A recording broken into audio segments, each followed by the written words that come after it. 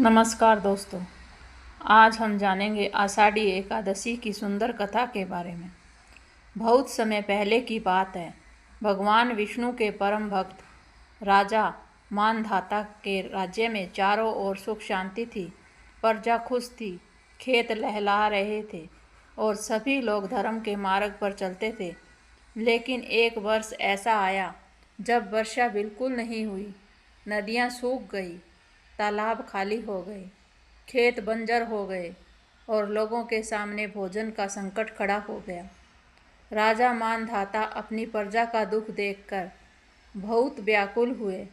उन्होंने सोचा, यदि मेरी प्रजा दुखी है तो राजा होने के नाते यह मेरी भी जिम्मेदारी है। समाधान की खोज में राजा जंगल गए और महान ऋषि अंगीरा के आश्रम पहुँचे। उन्होंने विनम्रता से पूछा, हे गुरुदेव, मेरे राज्य में यह भयंकर अकाल क्यों पड़ा है? इसका क्या उपाय है? ऋषि अंगीरा ने कहा, राजन, इस संकट से मुक्ति पाने का एक श्रेष्ठ उपाय है।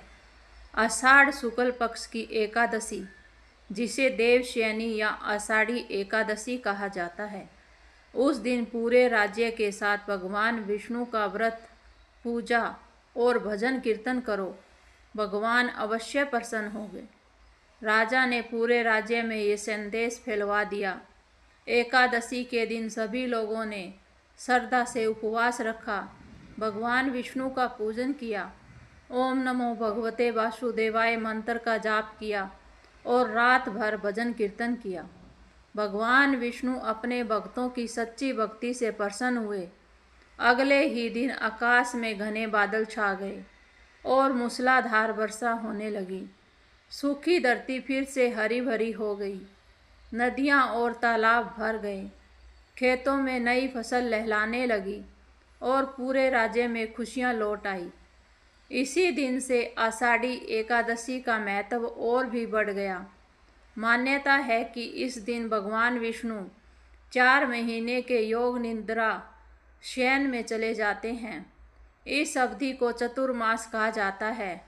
इन 4 महीनों में लोग अधिक से अधिक पूजा, जप, दान, सेवा और सत्कर्म करते हैं। भगवान विष्णु देवउठनी एकादशी के दिन पुण्य जागते हैं। आषाढ़ी एकादशी हमें बताती है कि जब जीवन में कठिनाइयाँ आएं, तब घबराने के बजाय श्रद्धा, धैर्य, भक्ति और अच्छे कर्मों का सहारा लेना चाहिए। सच्चे मन से भगवान का स्मरण करने वाला व्यक्ति कभी अकेला नहीं रहता। भगवान अपने भक्तों की पुकार अवश्य सुनते हैं और उचित समय पर उनकी सहायता करते हैं।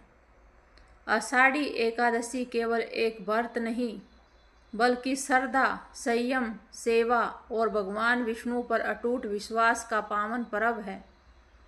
बोलो ओम नमो भगवते वासुदेवाय।